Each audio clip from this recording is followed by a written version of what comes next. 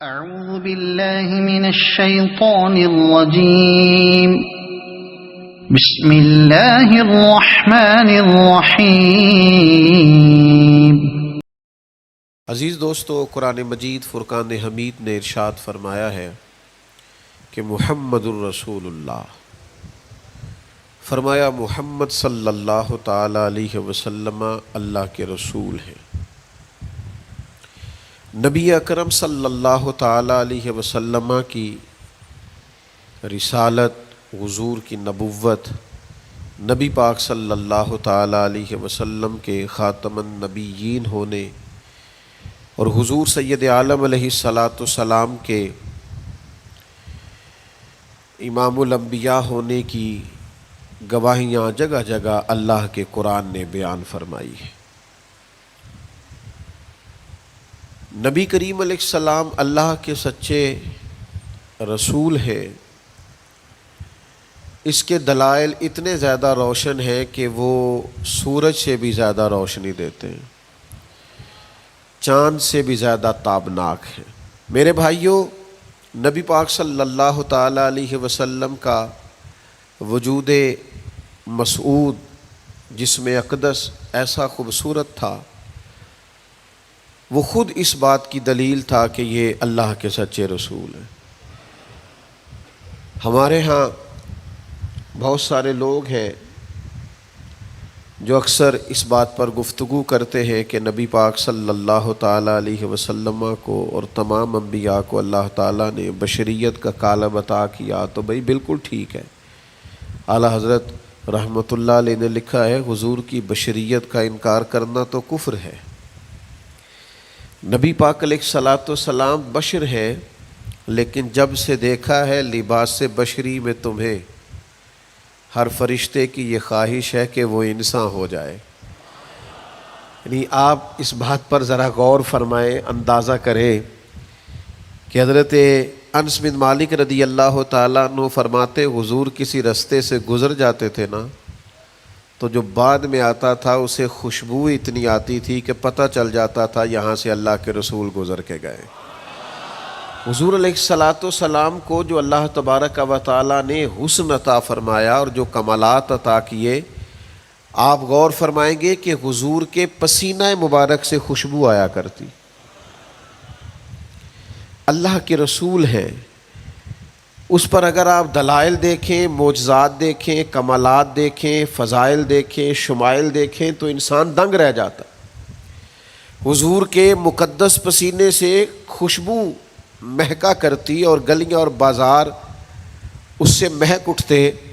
حضرت عتبہ رضی اللہ تعالیٰ عنہ صحابی ہیں، 4 بیویاں تھیں، وہ کہتی ہیں کہ ہم ایک سے ایک بڑھ کے خوشبو استعمال کرتی تھی، لیکن سمجھ نہیں آتی تھی کہ ہمارے شوہر کون سی خوشبو لگاتے ہیں۔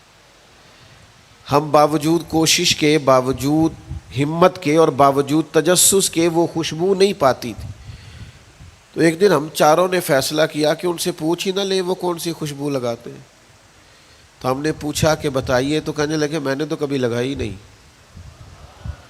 تو ہم نے کہا بھئی آپ ایسے ہی تو دعویٰ نہ کیجئے، ہم نے پوری جد و جہد کر لی، اور پھر عورتوں کا چیزوں کو تلاش کرنا یہ تھوڑا انفرادی بھی ہوتا ہے، ہمیں وہ رنگ نہیں ملا خوشبو کا، وہ انداز جو آپ کا ہے۔ تو فرمانے لگے اصل بات یہ ہے کہ میرے کمر پر کچھ تکلیف ہو گئی تھی، کچھ ایسی چیزیں ابھر آئی تھی جو تکلیف کا باعث تھیں، تو میں پھر حاضر ہوا رسول پاک کی بارگاہ میں۔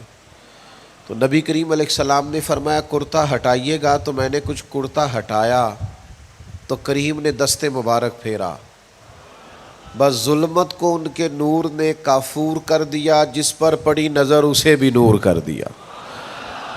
تو محمد صلی اللہ تعالی علیہ وسلم اللہ کے رسول ہیں، اس پر اتنے دلائل ہیں، یہ اتنا آفتاب سے روشن مسئلہ کہ یعنی آپ شمار کرتے جائیں، آپ گنتے جائیں، آپ سیرت کو پڑھتے جائیں، آپ فضائل کو پڑھتے جائیں، کمالات کو پڑھتے جائیں، تو مرحوم اعظم چشتی کا ایک جملہ اتنا فٹ آتا ہے کہ یہ سارا مضمون اس میں سمٹ جاتا ہے۔ وہ کہتے ہیں تیری حیات پاک کا ہر لمحہ پیغمبر لگے، یعنی لمحہ لمحہ بتاتا ہے کہ آپ اللہ کے سچے رسول ہیں۔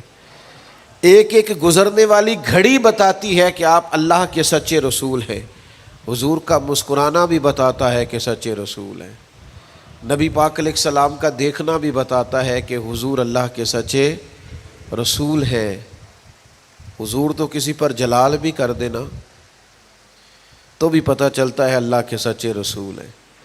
یعنی حضور علیہ الصلاۃ والسلام کھانا تناول فرمائیں یا آرام فرمائیں، آپ ذرا یہ انوکھا پن ملاحظہ فرمائیے گا، یہ انداز ذرا دیکھیے گا کہ ایک صحابی نے آ کے عرض کی یا رسول اللہ صلی اللہ تعالیٰ علیہ وسلم میری بیٹی کی شادی ہے تو خوشبو کی بڑی ضرورت ہے، تو مہربانی فرمائیں کرم نوازی کریں. عرب شریف کے اندر خوشبو بڑی مہنگی ہوتی تھی، آج بھی وہاں خوشبو بڑی مہنگی ہے اور خوشبو کا استعمال بھی بہت زیادہ ہے. تو اس صحابی نے آ کے عرض کی یا رسول اللہ صلی اللہ تعالیٰ علیہ وسلم خوشبو مل جائے میری بیٹی کی شادی ہے. تو حضور علیہ السلام نے فرمایا ایک لکڑی لے آؤ اور ایک بوتل ایک شیشی لے آؤ. وہ لے کے آئے تو محبوب نے نا لکڑی کے ساتھ اپنا پسینہ تیری حیات پاک کا ہر لمحہ پیمبر لگے، حضور نے وہ پسینہ مبارک اتار کے اس شیشی میں ڈال دیا. فرمایا جا جا کے استعمال کر، اللہ تبارک و تعالی بہترین خوشبو عطا کرے گا.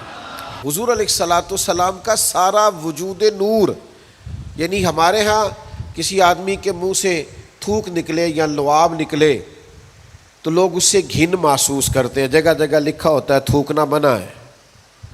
لیکن نبی کریم اگر لعاب دہن لگا دینا مولا علی کی آنکھوں پر تو شیر خدا فرماتے ہیں مجھے پہلے سے بھی زیادہ بہترین نظر آنا شروع ہو جاتا ہے. اللہ کے محبوب صلی اللہ تعالیٰ علیہ وآلہ وسلم کے پورے وجود نور کو جیسے جیسے دیکھتے جائیں محسوس ہوتا ہے کہ تیری حیات پاک کا ہر لمحہ پیمبر لگے. حضرت عبداللہ ابن سلام رضی اللہ تعالیٰ عنہ فرماتے میں گفتگو کرنے آیا تھا، حضور علیہ الصلاۃ والسلام کے دین کے بارے میں کچھ معلومات کرنے آیا تھا، اور میں تورات کو پڑھنے والا تھا، اہل یہود کے علماء میں سے آپ کا شمار ہوتا تھا. اپنے کچھ لوگوں کے ساتھ آئے، فرماتے ہیں نبی کریم صلی اللہ تعالیٰ علیہ وسلم اونٹنی پر تشریف فرما تھے اور صلہ رحمی کے متعلق کچھ گفتگو کر رہے تھے. میں نے حضور کی گفتگو سنی. محبوب کا لباس مبارک مہنگا نہیں ہوتا تھا پر نہایت ہی اجلا ہوتا تھا، نہایت سادہ ہوتا تھا، نہایت باکمال ہوتا تھا. فرماتے میں نے اونٹ پر بیٹھے ہوئے محبوب کے لباس کا، بات کرنے کا، نفاست کا، ہاتھ اٹھانے کا وہ انداز دیکھا، اور جھکی جھکی نظریں اور معصوم لہجہ اور گفتگو میں سلاست اور روانی اور ٹھہرے ٹھہرے جملے اور لفظوں کا وہ ایک خوبصورت ردھم. فرماتے ہیں وہ سارے انداز میں نے دیکھے تو میں جو بات کرنے آیا تھا مجھے بھول ہی گئی. لباں تے موہراں لگیاں، بولن دی جاچ ہی بھول گئی، ایتھے زباناں تائیں کھولن دی جاچ بھول گئی. فرماتے ہیں میں کوئی بات ہی نہ کر سکا. جیسے ہی محبوب کے قریب گیا میں نے فوراً عرض کیا مجھے کلمہ پڑھا دے، میں مسلمان ہونا چاہتا ہوں. یہ آج جو لوگوں کی طبیعتیں الجھ سی گئی ہیں نا، آج یہ جو بے شمار باتیں، بے شمار گفتگو، سوشل میڈیا کا بے دریغ اور بے ہنگم استعمال اور ذہن کو ہر وقت تھکائے رکھنا اور طبیعت کو ہر وقت اوور تھنکنگ کرتے کرتے اپنے آپ کو پریشان کر دینا، یہ جو ساری بے چینی ہے، یہ جو سارا اضطراب ہے، یہ جو ساری ہماری طبیعتیں الجھ سی گئی ہیں. ہر آدمی کو دوسرا دشمن نظر آتا ہے اور ہر ایک کو دوسرا اپنا مخالف دکھائی دیتا ہے، اور معاشرے کے اندر بسنے والا ہر آدمی لالچی دکھائی دیتا ہے. محسوس ہوتا ہے سارے شہرت کے لیے لگے ہوئے ہیں، سارے اقتدار کی جنگ لڑ رہے ہیں. یہ جو ہماری ساری بدگمانیاں ہیں اس کی بنیادی وجہ یہ ہے کہ ہم ادھر ادھر تو کھل کے دیکھتے ہیں، اپنے محبوب کی بارگاہ کی طرف نہیں دیکھتے. ہم جب حضور علیہ السلام کی پرکیف شخصیت کو دیکھیں گے، فضائل دیکھیں گے، کمالات دیکھیں گے، معجزات دیکھیں گے، نعت پاک کی طرف توجہ کریں گے، اخلاق عالیہ کو دیکھیں گے، حسن کردار کو دیکھیں گے. دنیا میں وہ لوگ بڑے عظیم ہوتے ہیں جو نبی پاک علیہ الصلاۃ والسلام کی محبت میں پوری طرح محو ہو جاتے ہیں، آپ یقین کریں جو دروازہ رسول تک پہنچ جاتے ہیں ان کا سفر ہی ختم ہو جاتا ہے۔ جو حضور کی بارگاہ تک پہنچ جاتے ہیں ان کے ذہن کی مشقت پھر ختم ہو جاتی، انہیں منزل نصیب ہو جاتی۔ وہ لوگ اس طرح کے ہو جاتے ہیں کہ اب زندگی میں ایک ٹھہراؤ آ گیا، اب سکون نصیب ہو گیا، اب اطمینان قلبی مل گیا، اب مقصود ہاتھ آ گیا ہے، منزل مل گئی ہے۔ نوجوانوں بہت زیادہ نہ الجھا کرو یار، بہت زیادہ پریشان نہ ہوا کرو۔ جب دل بڑا گھبرا جائے نا تو اپنے نبی پاک کی سیرت کو پڑھا کرو، حضور کے احوال شریفہ کا مطالعہ کیا کرو، ان کے حسن کی بات دیکھا کرو، جمال کی بات دیکھا کرو، کمال کی بات دیکھا کرو، محبوب کے بانٹنے کا انداز دیکھا کرو، نوازنے کا انداز دیکھا کرو، نبی پاک کا دشمنوں کو معاف کرنے کا رنگ دیکھا کرو، حضور کا عطا کر دینے کا انداز دیکھا کرو۔ معاشرے میں، سوسائٹی میں ہر طرف بے راہ روی ہے، سارے دشمن ہیں، لیکن محبوب تبلیغ بھی اطمینان سے کرتے ہیں، ان کو دعوت توحید بھی مطمئن ہو کے دیتے ہیں، اور جب ان کے لیے دعا کرتے ہیں تو پھر بھی پوری دل جمی کے ساتھ دعا کرتے ہیں۔ یہ خاص ٹھہراؤ آپ کو حضور کی بارگاہ تک جانے میں ملے گا۔ ہم نا رسمی سی محفل کرتے ہیں، رسمی سا میلاد، رسمی سا معراج، رسمی سی سیرت، رسمی سی باتیں، وہ جو خاص ایک کیفیت ہوتی ہے نا امتی کی پوری طرح محبوب کے قدموں سے جڑ جانا، یہ والہانہ پن کبھی ملے نا، والہانہ پن، یعنی حضرت طلحہ بن برار رضی اللہ تعالیٰ عنہ کی نبی کریم سے ملاقات ہوئی، حضور سے ملے اچانک، اور دوڑ کے جا کے نا تو نبی پاک کے قدموں سے لپٹ گئے، اور پھر لپٹے ہیں اور والہانہ انداز ہے اور وارفتگی دکھا رہے ہیں اور عشق کا مظاہرہ کر رہے ہیں، اور پھر اسی درد اور تڑپ میں عرض کرنے لگے حضور مجھے کوئی حکم کرے میں فوراً تعمیل ارشاد کروں گا، کچھ فرما دیں۔ یہ والہانہ پن، یعنی کبھی آپ بڑے بے چین ہو تو کہیں یار کھولو سیرت کی کتاب، اپنے نبی کا کوئی ذکر پڑھتے ہیں، کھولو فلاں آدمی کو سنے جو حضور کے عشق کی بات کرتا ہے، آؤ کوئی نعت پاک کا نغمہ چھیڑ دے جو ہمارے دلوں کو ٹھنڈا کرے، آؤ کوئی قرب پائے حضور کے دروازہ نور کی طرف سفر کرے۔ ہم کہاں الجھے ہوئے ہیں، کہاں سکون تلاش کر رہے ہیں، کہاں ہم نے اپنے آپ کو الجھا دیا ہے، کن بے معنی اور بے مقصد باتوں میں ابحاث اور بحثیں کر کر کے اپنے آپ کو پریشان کیے ہوئے ہیں۔ آئیے دیکھیے رسول اللہ صلی اللہ تعالی علیہ وسلم کی زندگی کا لمحہ لمحہ آپ کے کلیجے کو ٹھنڈا کرے گا، آنکھوں کو سکون دے گا، باطن کو پاکیزہ کرے گا، سوچوں کو نکھار دے گا۔ کہہ لینے دو مجھے یہ جملہ، حضور سے پیار کرو، جینے کا بھی مزہ آئے گا، مرنے کا بھی مزہ آئے گا، لطف نصیب ہو جائے گا، سرور نصیب ہو جائے گا، ایک کیف سا میسر آ جائے گا۔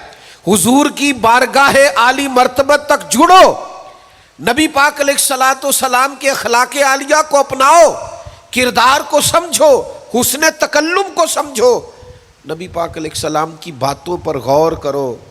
یقین کرو کبھی کبھی پڑھتے پڑھتے وجد ہو جاتا ہے، کبھی کبھی ان باتوں کو صرف مطالعہ کی نظر سے دیکھیں، سیکھنے کی نظر سے دیکھیں تو ایسے لگتا ہے کہ جیسے روح پرواز کرنے لگی۔ یہ اس طرح کے بھی کمالات ہوتے ہیں، یہ بھی رنگ ہوتا ہے، یہ بھی انداز ہوتا ہے، یہ بھی طور طریقے ہوتے ہیں۔ اور پھر حضور امی ہے، نبی کریم نے دنیا میں کسی استاد سے پڑھا نہیں، حضور سید عالم صلی اللہ تعالی علیہ وآلہ وسلم کسی مکتب میں نہیں گئے، حضور نے کسی مدرسے سے تعلیم نہیں پائی، لیکن جب حضور بات کرتے نا، جب محبوب حکمت کے موتی رولتے نا، جب نبی پاک علیہ الصلاۃ والسلام کوئی کلام کرتے نا، آپ یقین کریں ایسا انوکھا پن، ایسا نرالا فیصلہ، ایسی حکمت اور دانائی سے بھری ہوئی بات، یعنی جو فلسفیوں سے کھل نہ سکی اور نکتہ وروں سے حل نہ ہوئی، وہ بات ایک طیبہ والے نے بتلا دی چند اشاروں سے.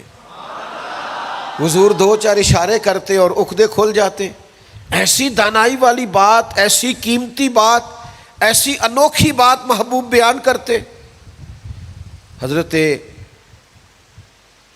سعد بن عبادہ رضی اللہ تعالیٰ عنہ کے پاس نا فتح مکہ کے موقع پر جھنڈا تھا. وہ علم بردار تھے، جن کے پاس جھنڈا ہوتا تھا وہ آدمی سب سے آگے آگے ہوتا تھا. اب ایک وقت ایسا آیا کہ صورتحال اس طرح کی بن گئی کہ حضرت سعد بن عبادہ کو اس منصب سے ہٹایا جائے گا. بڑا مشکل فیصلہ ہے. انہوں نے کوئی ایسی معاذ اللہ غلطی بھی نہیں کی، لیکن حالات ایسے آ گئے ہیں کہ جناب سعد ابن عبادہ کو ہٹانا پڑے گا، ان سے جھنڈا لیا جائے گا. صحابہ بڑے پریشان ہیں کہ حساس آدمی ہے، ان کی خدمات بہت زیادہ ہیں، کس طرح ان کو ہٹائیں گے، کیا کریں گے. نبی کریم کی بارگاہ میں عرض گزار ہے، یا رسول اللہ کیسے ہٹائیں حضرت سعد ابن عبادہ کو، اور کیفیات اور حالات بھی ایسے ہیں کہ ہٹانا بھی پڑے گا. آج کل نا بہت سارے لوگ کام تو کرتے ہیں پر دانا نہیں ہوتے. جذباتی فیصلے، جذباتی باتیں، ایموشنل گفتگو، وقتی طور پر چیزوں کو بہتر کرنا، اور بس وقتی طور پر آج گزارا ہو کل دیکھی جائے گی، لیکن چیز کی گہرائی تک، اس کی اصل تک نہیں اترتے، اس کے سارے لوازمات کو نہیں دیکھتے، قبل از وقت منصوبہ بندی نہیں کرتے. ہمارا مزاج نہیں ہوتا، ہم ٹھہراؤ اپنی زندگی میں نہیں لاتے. نبی پاک چونکہ اللہ کے رسول ہیں، ہر لمحہ حضور کا پیغمبر لگتا ہے. اب حضرت سعد ابن عبادہ کو ہٹانا ہے اور ان کی جگہ کسی اور کو مقرر کرنا ہے، اور بندہ بھی بڑا حساس ہے اور بات بھی کوئی ایسی نہیں، تو کیا کریں. پتہ ہے نبی کریم علیہ السلام نے کیا کیا؟ حضور فرمانے لگے کوئی پریشانی نہیں، ہٹا دیتے سعد ابن عبادہ کو. حضور نے بلایا، فرمایا سعد میرا ارادہ بنا ہے کہ جھنڈا آپ سے لے لیا جائے. حضرت سعد ابن عبادہ نے ابھی گردن جھکائی تھی تو حضور فرمانے لگے میرا ارادہ ہے آپ سے لے کے آپ کے بیٹے کو دے دیا جائے. جو فلسفیوں سے کھل نہ سکا، جو نکتہ وروں سے حل نہ ہوا، وہ راز ایک طیبہ والوں نے بتلا دیا چند اشاروں میں. اور تیرے آگے ہے یوں دبے لچے فصحاء عرب کے بڑے بڑے، کوئی جانے منہ میں زبان نہیں بلکہ جسم میں جان نہیں. ایسا کمال فیصلہ، ایسا انوکھا فیصلہ. اچھا جس فیصلے سے وہ پریشان ہو سکتے تھے نا کہ مجھے ہٹایا جا رہا ہے، جب انہیں پتہ چلا نا کہ میری جگہ پہ میرا بیٹا آ رہا ہے، وہ اتنا خوش اپنے جھنڈا اٹھانے پہ نہیں تھے جتنا اپنے بیٹے کے جھنڈا اٹھانے پہ راضی ہو گئے. ان کی طبیعت مچل گئی. نبی پاک صلی اللہ تعالیٰ علیہ وسلم کے پیغمبر ہونے پر، نبی ہونے، ایسے دلائل، ایسے کم، آپ جس زاویے سے دیکھیں ششدر رہ جائیں گے، حیران رہ جائیں گے، پیار ہو جائے گا. کچھ ایسے مصنفین بھی گزرے ہیں معاذ اللہ ثم معاذ اللہ، جو مسلمان نہیں تھے،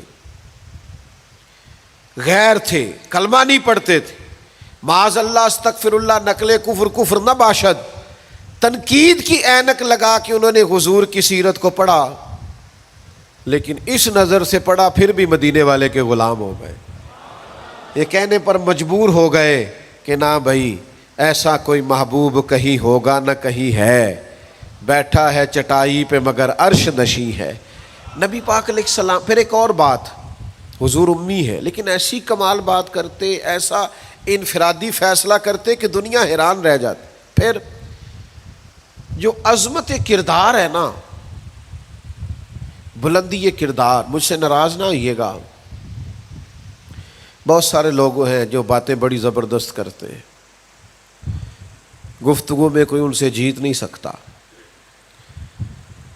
ان کا لب و لہجہ ایسا ہوتا ہے کہ شاید کسی بڑے سے بڑے عالم فاضل کو بھی بولنے نہ دے، لیکن عمل کی باری آتی ہے تو کمزور ہوتے ہیں. باتیں بیسیوں آتی ہیں، درجنوں آتی ہیں، نماز کا ٹائم ہوتا ہے تو بہانے بازی کرتے ہیں، وہ میرے کپڑے نہیں ٹھیک، بس دعا کریں انشاءاللہ شروع کر دوں گا، کہانیاں سناتے ہیں.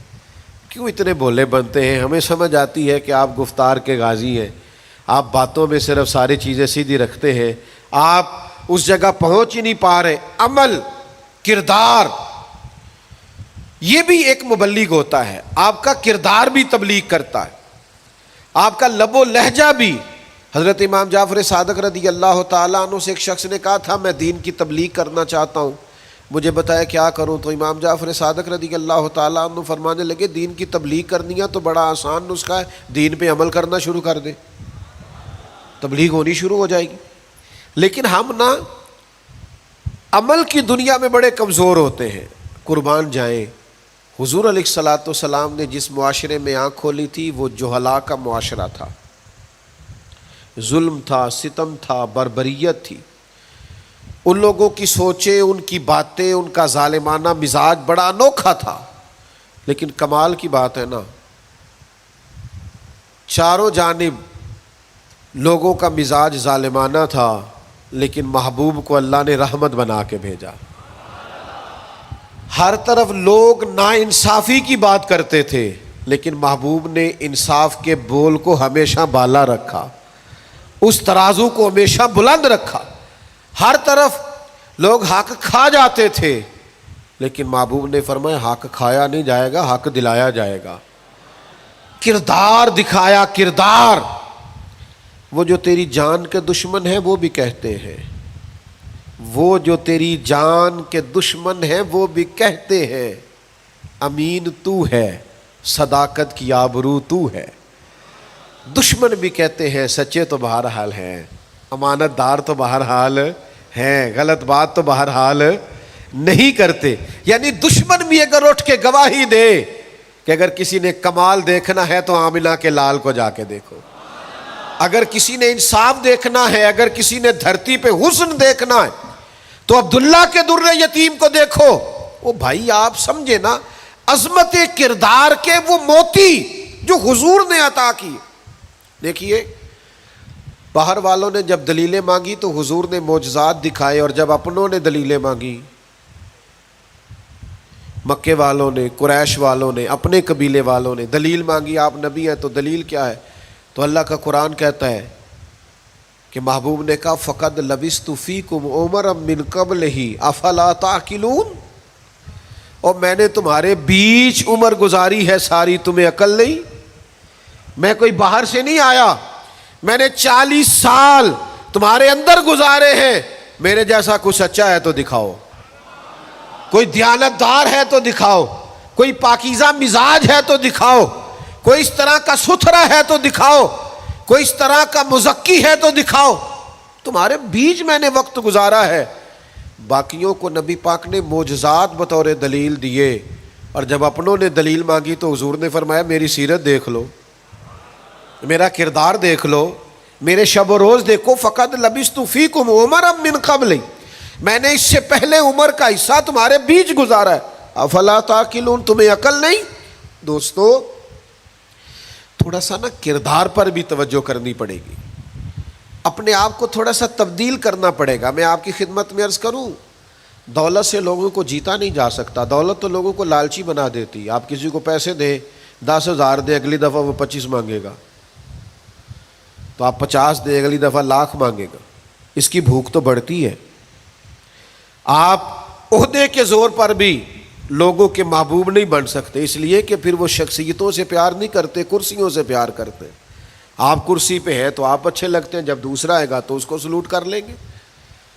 نبی پاک علیہ الصلوۃ والسلام نے فرمایا اگر تم کسی شخص کو قائل کر سکتے ہو اور اس سے محبت بڑھا سکتے ہو تو ایک ہی صورت ہے، اور وہ تمہارا حسن اخلاق ہے۔ اللہ کے محبوب صلی اللہ تعالی علیہ وسلم نے خلق کے ساتھ، کردار کے ساتھ، نبی پاک علیہ السلام نے محبت کے ساتھ، زید بن دسنہ بہت بڑے یہودیوں کے عالم تھے۔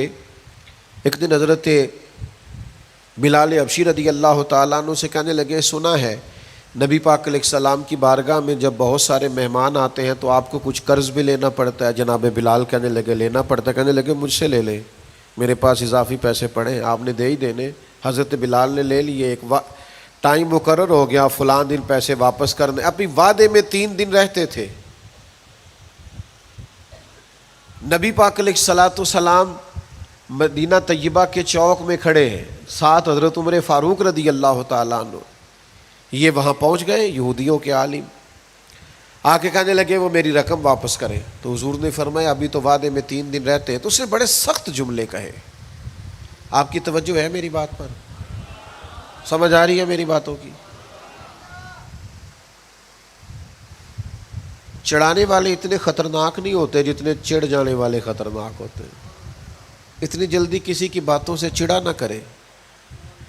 یعنی ہر ایک کوئی دشمن بنا لیتے ہو. جس کا سٹیٹس ہی نہیں آپ کے ساتھ کھڑے ہونے کا اسے بھی دشمن بنا، اور دعا کرو کہ دشمن بھی خاندانی ہو. ہر ایک کوئی دشمن مان لیتے ہو، اسے بھی میرا اختلاف ہے، یہ بھی مجھ سے حسد کرتا ہو. چھوڑیں یار، آپ کا کوئی سٹیٹس ہی نہیں ہے، سب کے ساتھ آپ کا مقابلہ شروع ہو جاتا ہے. کہیں رکے تو صحیح. کہیں وہ جو 3 بندے وہاں کھڑے ہیں، وہ جو 4 وہاں کھڑے ہیں، وہ جو 5 وہاں کھڑے ہیں، وہ میرے خلاف باتیں کر رہے ہیں. اور یار آپ بلا وجہ پریشان ہیں، وہ کوئی اور گل پہ کر دینے تو ہڑی نہیں کر دے. وہ کوئی بلا وجہ دشمن بنا لینا، چڑ جانا، ذرا سی بات پہ ڈسٹرب ہو جانا، بہت زیادہ پریشر اپنے ذہن پہ ڈالنا، اس سے بندہ کمزور پڑ جاتا ہے. انہوں نے سخت جملے کہے، لیکن نبی کریم صلی اللہ تعالی علیہ وآلہ وسلم نے نا کسی بات کا کوئی جواب نہیں دیا. حضرت عمر نے تلوار نکال لی. تو حضور فرمانے لگے عمر آپ نے تلوار نکال لی ہے، آپ کو چاہیے تھا انہیں کہتے مطالبہ نرمی سے کریں اور مجھے کہتے ان کی رقم واپس کریں. فرمایا چھوڑو. یہ جو وقار ہوتا ہے نا، یہ آدمی کے قد کاٹ کا پتہ دیتا ہے. یہ جو حوصلہ ہوتا ہے یہ اس کی تعلیم کا، اس کی تربیت کا، اس کے علم کا، اس کے بڑے ہونے کی خبر دیتا ہے. حضرت عمر سے حضور نے فرمایا چونکہ انہوں نے اب پہلے مطالبہ کر لیا ہے تو ہم ایسا کرتے ہیں پہلے ہی پیسے دے دیتے ہیں. فرمایا آپ ان کو ساتھ لے جائیں، فلاں جگہ کھجوریں پڑی ہیں تول کے دے دیں، اور جب ان کا قرض پورا ہو جائے نا تو یہ جو آپ نے ان کو غصہ دلایا نا، تھوڑی کھجوریں زیادہ بھی دے دیجئے گا، تھوڑی مٹھائی بھی دے دینا، قربان جائیں. حضرت عمر رضی اللہ تعالیٰ عنہ فرماتے ہیں میں حضور کے حکم کا پابند تھا، میں ان کو ساتھ لے گیا اور لے جا کر کے کھجوریں تول کے دے رہا ہوں. مجھے ان پہ غصہ ہے، وہ مجھ سے ہلکی باتیں کرنے لگ گئے حضور کے اخلاق کے بارے میں، نبی پاک کی بردباری کے بارے میں. تو مجھے جلال تھا، میں نے کہا تو کھجوریں لے، زیادہ باتیں نہ کر. میرا اپنا ایک خیال تھا کہ انہوں نے بڑے سخت جملے کہے ہیں. تو فرماتے انہوں نے میرا ہاتھ تھاما اور کہنے لگے عمر یار میرے اوپر جلدی نہ کر، میرے درد کو سمجھ، میں تورات کا عالم ہوں، میں نے اللہ کے آخری نبی کی جتنی نشانیاں تورات میں پڑھی ہیں ساری مدینے والے محبوب میں پائی جاتی ہیں. ایک نشانی میں نے یہ پڑھی تھی کہ جتنا کوئی جہالت کرتا جائے گا نبی پاک کا علم اتنا ہی غالب آتا جائے گا، حضور کی بردباری اتنی بڑھتی جائے گی. تو میں نے نا جان بوجھ کے حضرت بلال کو پیسے دیے تھے، اور 3 دن پہلے میں نے واپسی کا مطالبہ بھی جان بوجھ کے کیا تھا. میں نبی کریم کا حلم دیکھنا چاہ رہا تھا، میں وہ تورات کی نشانی دیکھنا چاہ رہا تھا، اور پھر میں نے سخت جملے بھی جان بوجھ کر کیے. پر قربان جاؤ مدینے والے کو جس اینگل سے بھی دیکھا ہے اللہ کا سچا رسول ہی پایا. محمد الرسول اللہ، محمد اللہ کے رسول ہے صلی اللہ علیہ وسلم. اب وہ کہنے لگے جناب عمر سے مجھے لے جائے نا، میں نے حضور کا کلمہ پڑھنا ہے، مجھے لے جائے بارگاہ تک، میں نے نبی پاک علیہ السلام کی غلامی کا پٹا گلے میں ڈالنا ہے.